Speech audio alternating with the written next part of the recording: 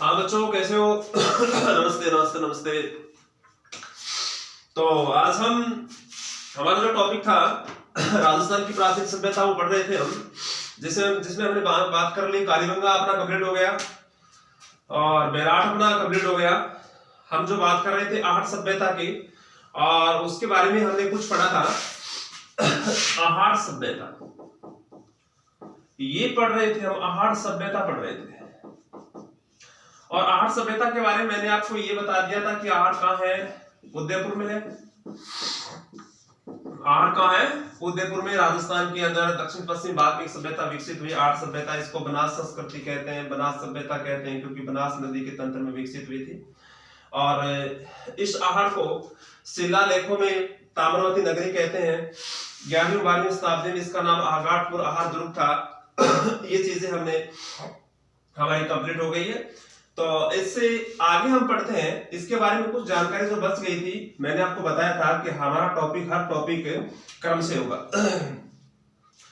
इसकी खोज, आहट की खोज 1953 में अक्षय कीर्ति व्यास ने की थी। अक्षय कीर्ति व्यास ने की थी। आहट की खोज 1953 में अक्षय कीर्ति व्यास ने की थी। और फिर कहते हैं इसका जो उत्खनन कार्य है, उत्खननकर्ता 1956 में रतन चंद्र अग्रवाल थे। और फिर कहते हैं इसके बाद एक उत्खननकर्ता और बना था 1961 में धीरज लाल सांकलिया। ये उत्खननकर्ता थे। तो मेरे कहने का मतलब है कि आहट की खोज जो है वो 1953 में अक्षय कीर्ति व्यास ने की थी। और इसके बाद उत्खननकर्ता 1956 में रतन चंद्र अग्रवाल और 1961 में धीरज लाल सांकलिया। ठीक है। ये जो आहट सभ्यता है वो आयड बेल्स नदी के किनारे विकसित हुई थी। ये बात हमारी कंप्लीट हो गई। सिर्फ एक खोजकर्ता ये बचा था। तो 1953 में अक्षय कीर्ति व्यास, उत्खननकर्ता 1956 रतन चंद्र अग्रवाल और 1961 में धीरज लाल सांकलिया। उत्खननकर्ता का मतलब होता है कोई स्थल की खुदाई करना, खोजना, और खोजकर्ता का मतलब होता है किसी भी एक पुरातात्विक स्थल की प्रामाणिकता सिद्ध करना। ठीक है। अब देखो आहट के अंदर यहाँ क्या इसकी विशेषता थी, इस सभ्यता की मुख्य विशेषता क्या थी? यहाँ के लोग कहते हैं कि धूप में सुखाई गई कच्ची ईंटों से यहाँ के मकान बने हुए थे। धूप में सुखाई गई कच्ची ईंटों से यहाँ के मकान बने हुए थे। और एक देखो यहाँ क्या है कि आहट सभ्यता के अंदर एक मकान मिला है जिसमें कहते हैं कि 6 चूल्हे मिले हैं। 6 चूल्हे मिले हैं, एक मकान जिसमें 6 चूल्हे मिले हैं। इससे सिद्ध होता है कि यहाँ के लोग या तो एक सार्वजनिक भोजन, और हम ये कह सकते हैं कि यहाँ संयुक्त परिवार प्रथा प्रचलित है। भी एक मकान में 6 चूल्हे मिलने का मतलब है, एक मकान में 6 चूल्हे। तो यहाँ का मतलब होता है कि यहाँ के लोग सार्वजनिक भोजन करते थे, या यहाँ संयुक्त परिवार प्रथा प्रचलित है। ठीक है। आहट का जो सामाजिक परिवेश था, आहट का सामाजिक परिवेश कहते हैं कि ग्रामीण था। क्या था? ग्रामीण सभ्यता थी। एक आहट का सामाजिक परिवेश क्या था? एक ग्रामीण सभ्यता के रूप में सिद्ध होता है। देखो बच्चों, अब देखो मैं आपको बता रहा हूं कि यहाँ 6 मुद्राएं मिली है। 6 मुद्राएं मिली है, जिसमें एक मुद्रा पर त्रिशूल का चित्र है, एक मुद्रा पर त्रिशूल का चित्र है, और एक मुद्रा पर यूनानी देवता अपोलो को खड़ा हुआ दिखाया गया है। एक मुद्रा पर 6 मुद्राएं मिली है। यहाँ पर एक मुद्रा पर त्रिशूल का चित्र है और एक पर कहते हैं कि यूनानी देवता अपोलो को खड़ा हुआ दिखाया गया है। ठीक है। सुनो, आहट के अंदर, आहट में कहते हैं कि कुछ मिट्टी के बने हुए मृद भांड मिले हैं। मिट्टी के बने हुए मृत भांड मिले हैं, जिसको स्थानीय भाषा में गोरे ऑब्लिक कोट कहा जाता है। स्थानीय भाषा में क्या कहा जाता है इसको? गोरे ऑब्लिक कोट, यानी मृत भांड, मिट्टी के बने हुए बर्तन मिले हैं जिसको स्थानीय भाषा में गोरे ऑब्लिक कोट कहा जाता है। और यहाँ के मृत भांड कहते हैं कि काले और लाल रंग के थे, काले और लाल रंग के यहाँ पर मृत भांड मिले हैं और कहते हैं स्थानीय भाषा में इसको गोरे कोट कहते हैं। और इन मृत भांडों का प्रयोग करते थे अनाज रखने के लिए। आहार सभ्यता के लोग अनाज रखने के लिए मिट्टी के बने हुए बर्तनों का प्रयोग करते थे। स्थानीय भाषा में इसको गोरे कोट कहते हैं और इसका रंग कैसा था? लाल और काला रंग था। ठीक है बच्चों, अब सुनो मेरी बात को। यहाँ कहते हैं कि एक मिट्टी की बनी हुई वर्षम, किसकी? वर्षम की आकृति, यानी बैल की आकृति मिली है, जिसको बनासियन बुल की संज्ञा दी गई है। बनासियन बुल कहा गया है इसको। क्या कहा गया है? बनासियन बुल कहा गया है। ठीक है, आहार के अंदर कहते हैं कि एक ऐसी सामाजिक प्रथा थी, एक रीति रिवाज था यहाँ का आहार में, कि यहाँ कहते हैं कि जिस प्रकार से अंतिम संस्कार होता था, दाह संस्कार होता था या अंत्येष्टि होती थी, तो कहते हैं कि शव को कपड़ों के साथ, किसके साथ? कपड़ों के साथ और आभूषण के साथ गाड़ते थे। कपड़ों के साथ, आभूषण के साथ कहते हैं कि लोगों को यहाँ पर दफनाते थे। एक ऐसी रीति रिवाज थी कि शव को, मुर्दे को कपड़ों के साथ और आभूषणों के साथ गाड़ते थे। ठीक है, सुनो एक बार मेरी बात को सुन लो थोड़ा। आहार सभ्यता उदयपुर के अंदर, ठीक है, आज से लगभग 4000 वर्ष पुरानी सभ्यता। इसका क्या नाम है? ये किस नदी के किनारे? ये बात हमारी पिछली वाली क्लास में कंप्लीट हो गई थी। आज मैं आपको इतना ही बता रहा हूं, इसके बारे में थोड़ी बहुत जानकारी बच गई थी। तो इसकी खोज 1953 में अक्षय पृथ्वीव्यास ने की थी। उत्खननकर्ता 1956 रतनचंद्र अग्रवाल है। फिर कहते हैं कि एक उत्खननकर्ता 1961 में धीरजलाल सांकलिया, और कहते हैं कि पूना विश्वविद्यालय के प्रोफेसर थे। कहाँ के थे? पूना विश्वविद्यालय के प्रोफेसर थे। आहार की जो मुख्य विशेषता है, यहाँ धूप में सुखाए गए कच्चे ईंटों के मकान मिले हैं, एक घर में 6 चूल्हे मिले हैं, जिससे सिद्ध होता है कि यहाँ सार्वजनिक भोजन बनाना या फिर संयुक्त परिवार प्रथा प्रचलित थी। ये सिद्ध होता है कि यहाँ पर संयुक्त परिवार प्रथा प्रचलित थी। यहाँ का सामाजिक परिवेश क्या था बच्चों? ग्रामीण था। और यहाँ 6 मुद्राएं मिली हैं, जिस पर एक मुद्रा पर त्रिशूल का चित्र मिला है और एक मुद्रा पर यूनानी देवता अपोलो को खड़ा हुआ दिखाया गया है। और इसके अलावा मैंने आपको ये बताया कि यहाँ मिट्टी के बने हुए मृत भांड, अनाज रखने के लिए मिट्टी के बर्तनों का प्रयोग करते थे, जिसको स्थानीय भाषा में गोरे और कोट कहते हैं, और ये काले और लाल रंग के थे। ठीक है, और यहाँ पर एक मिट्टी की बनी हुई वर्षम, बैल की आकृति मिली है, जिसको बनासिन बूल कहा जाता है। और यहाँ की रीति रिवाज थे, कहते हैं कि यहाँ पर शव को कपड़ों और आभूषणों के साथ गाड़ते थे। ठीक है, तो हम आहार, हमारी सभ्यता कंप्लीट हो गई है। हमने 3 सभ्यता कंप्लीट की है मुख्य, जिस प्रकार से मैंने आपको बताया, कालीबंगा एक सभ्यता, और एक बेराट, और एक आहार हमारी सभ्यता। तो इसके बाद हम एक नई सभ्यता, आपने सुना होगा गणेश्वर सभ्यता।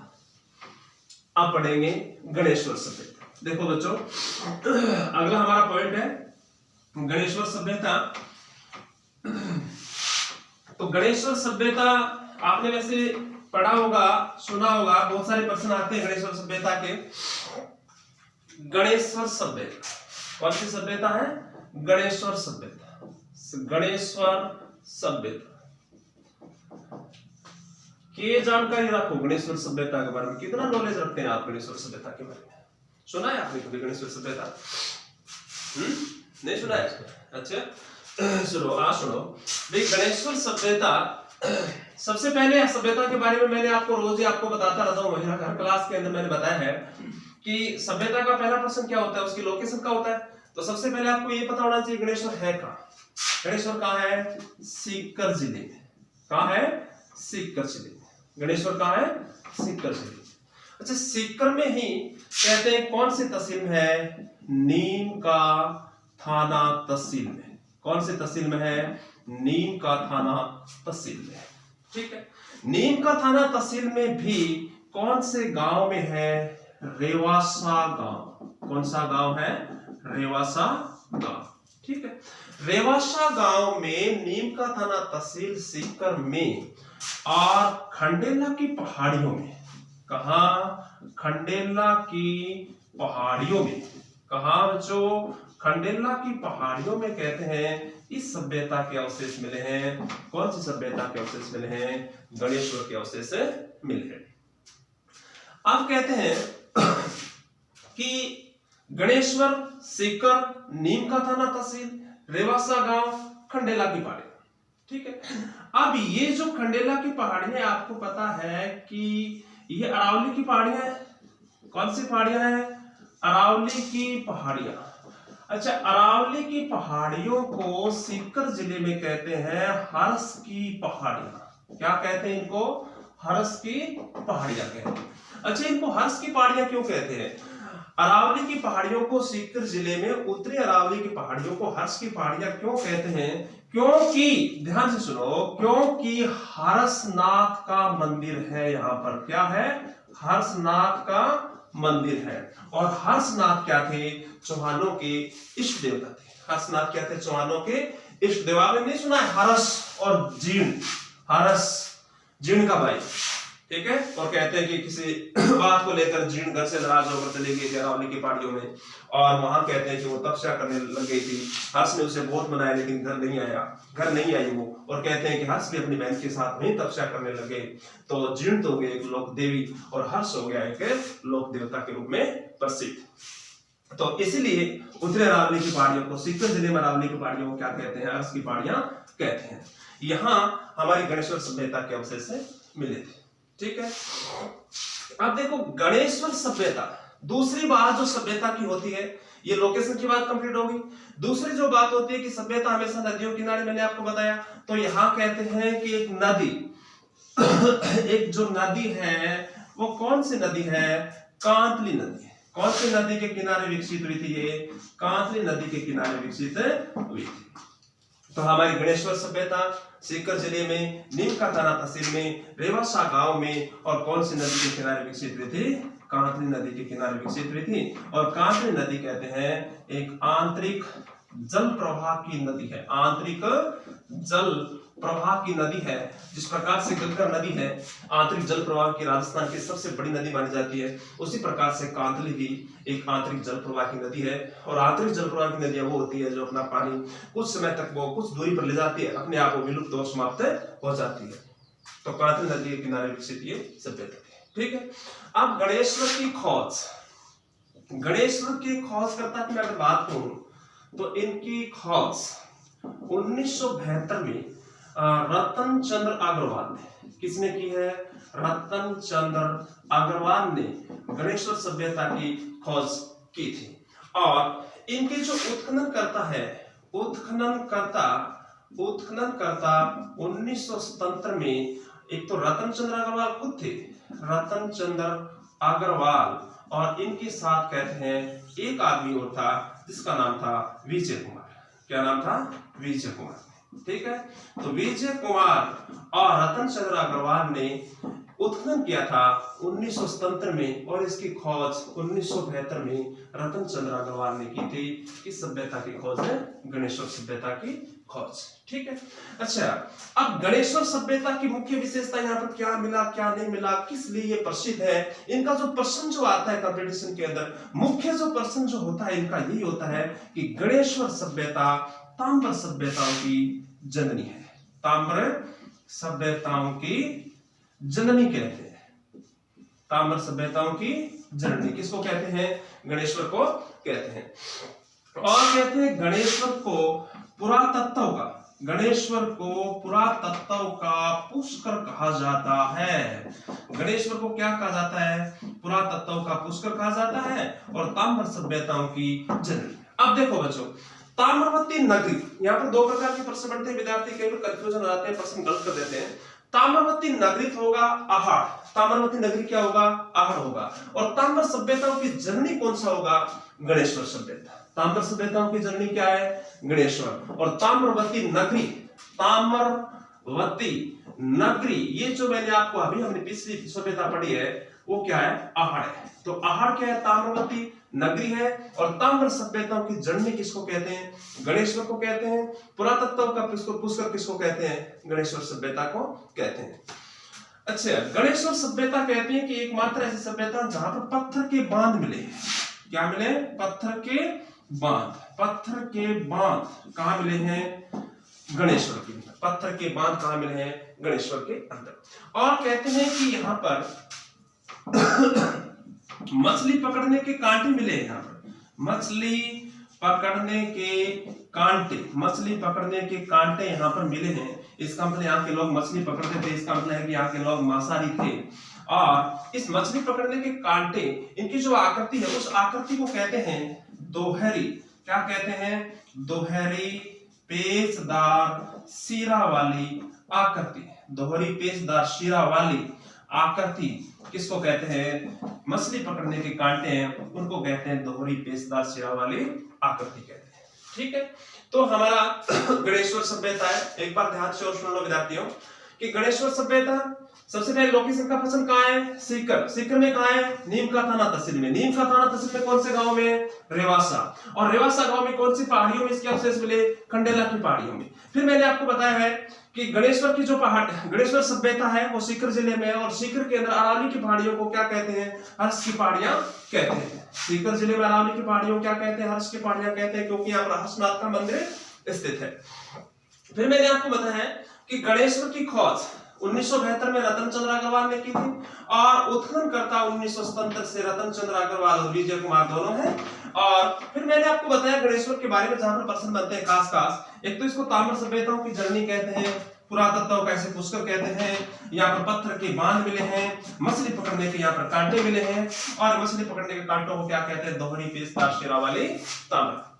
ठीक है, तो इसके साथ ही हमारी गणेश्वर सभ्यता कंप्लीट हो गई है। गणेश्वर सभ्यता कंप्लीट हो गई है। तो थोड़ा सा मैं और इसकी सभ्यताओं के बारे में मैं जानकारी देना चाहता हूं आपको कि सुनो, गणेश्वर सभ्यता ये हमारी कंप्लीट हो गई है। अब देखो कुछ ऐसे पुरातात्विक स्थल है राजस्थान के, कुछ राजस्थान के ऐसे पुरातात्विक स्थल है जो महत्वपूर्ण है। और प्रश्न आता है, इसमें सीधा प्रश्न आ जाता है कि वो पुरातात्विक स्थल कौन से जिले के अंदर है, ऐसे प्रश्न आते हैं। तो आपको पता होना चाहिए कि जिस प्रकार से एक आपने सुना है नोहे सभ्यता, नोहे सभ्यता, नोहे सभ्यता। अच्छा, नोहे सभ्यता कहाँ है? भरतपुर में। कहाँ है? भरतपुर में। नोहे सभ्यता कहाँ है? भरतपुर में। और कौन सी नदी के किनारे विकसित हुई थी? रूपारेल नदी के किनारे। कौन सी नदी किनारे विकसित हुई थी? रूपारेल नदी के किनारे। और कहते हैं कि नोवे सभ्यता की मुख्य विशेषता है कि यहाँ पर एक साथ पांच संस्कृतियों के अवशेष यहाँ पर मिले हैं। एक साथ 5 संस्कृतियों के अवशेष यहाँ पर मिले हैं। कहाँ पर? नोवे में। और नोवे सभ्यता कौन से जिले की है? भरतपुर की है। किस नदी के किनारे विकसित हुई थी? ये रूपारेल नदी के किनारे विकसित हुई थी। ठीक है, अच्छा, एक देखो आपने सुना है जैसे सोनथी सभ्यता। क्या है? सोनथी। और सोनथी सभ्यता ये कहाँ स्थित है बच्चों? बीकानेर में है। और सोनथी को कहते हैं कालीबंगा प्रथम के नाम से प्रसिद्ध है। कालीबंगा प्रथम के नाम से इसको जाना जाता है। सोनथी है कहाँ? बीकानेर में। और इसे क्या कहते हैं? कालीबंगा प्रथम कहते हैं। अच्छा, एक आपने सुना है रंगमहल। रंगमहल ये कहाँ है बच्चों? ये गंगानगर में। कहाँ है? गंगानगर में। ये एक सभ्यता थी जो रंगमहल गंगानगर जिले में विकसित हुई थी। ठीक है, अच्छा, एक आपने सुना है कुराड़ा। कुराड़ा, कुराड़ा, कुराड़ा नामक स्थान कहाँ है? ये सभ्यता है और नागौर में है। कहाँ है? नागौर में। कुराड़ा कहाँ है? नागौर में। अच्छा, एक आपने सुना है गुरारा। क्या है? गुरारा। गुरारा कहाँ है? सीकर जिले की सभ्यता है। गुरारा कहाँ की है? सीकर जिले की। कुराड़ा कहाँ की है? नागौर की। जायल कस्बा, जायल, जायल कस्बा नागौर। जायल कहाँ है? नागौर। ठीक है, नाडोल सभ्यता। नाडोल ये कहाँ है बच्चों? पाली। नाडोल कहाँ है? पाली में है। मंडोर, मंडोर कहाँ है? जोधपुर। ये पुरातात्विक स्थल भी है। मंडोर कहाँ है? जोधपुर है। ठीक है, और पुंडा क्षेत्र, ये सुना है आपने? पुंडा क्षेत्र ये कहाँ है? जैसलमेर में। कहाँ है? जैसलमेर में। पौरवार सभ्यता, पौरवार सभ्यता ये भी कहाँ है? जैसलमेर में है। ठीक है। सान्नू क्षेत्र, सान्नू क्षेत्र, सान्नू क्षेत्र ये भी एक पुरातात्विक स्थल था और ये भी कहाँ है? जैसलमेर में है। कहाँ है? जैसलमेर में। तो सान्नू क्षेत्र जैसलमेर में, पौरवार जैसलमेर में, कुंडा जैसलमेर में, मंडौर जोधपुर में, नाडौल पाली में, जायल नागौर में, गुरारा सीकर में और कुराड़ा नागौर में, रंगमहल गंगानगर और सोंथी बीकानेर इसको कालीबंगा प्रथम के नाम से जाना जाता है। और एक नौवा सभ्यता भरतपुर जो रूपारेल नदी के किनारे विकसित, और यहाँ पर कहते हैं कि महाभारत काल से लेकर शक सातवां काल तक 5 संस्कृतियों के एक साथ अवशेष यहाँ पर मिले हैं। सुनो, अच्छा एक देखो बांका गांव, ये प्रश्न आता है बांका गांव, बांका गांव ये भीलवाड़ा में है। कहाँ है? भीलवाड़ा में। और यहाँ कहते हैं कि राजस्थान की प्रथम, बहुत शानदार क्वेश्चन बनता है, राजस्थान की प्रथम अलंकृत गुफा मिली है यहाँ पर। बांका गांव भीलवाड़ा के अंदर यहाँ पर राजस्थान की प्रथम अलंकृत गुफा मिली। ठीक है बच्चों, अब देखो मेरी बात सुनो कि अच्छी तरह समझ गए, सारी चीजें क्लियर हो गई। नौवा सभ्यता भरतपुर है, सोंथी बीकानेर है, कालीबंगा प्रथम के नाम से इसको जाना जाता है, रंगमहल गंगानगर में है, कुराड़ा नागौर में है, गुरारा सीकर में है, जायल नागौर में है, नाडौल पाली में है, मंडौर जोधपुर में है, कुंडा पौरवा सान्नू क्षेत्र ये तीनों कहाँ है? जैसलमेर में। बांका गांव कहाँ है? भीलवाड़ा में। और राजस्थान की प्रथम अलंकृत गुफा यहाँ पर मिली है। ठीक है, तो आज हम ये जो कुछ मैंने सभ्यता करवाई, कुछ मैंने जो सीधे पुरातात्विक स्थल लिखाए हैं, तो उनका प्रश्न यही बनता है कि कौन से जिले के अंदर स्थित है। ठीक है, तो आज हम इतना ही पढ़ेंगे, बाकी हम कल पढ़ेंगे।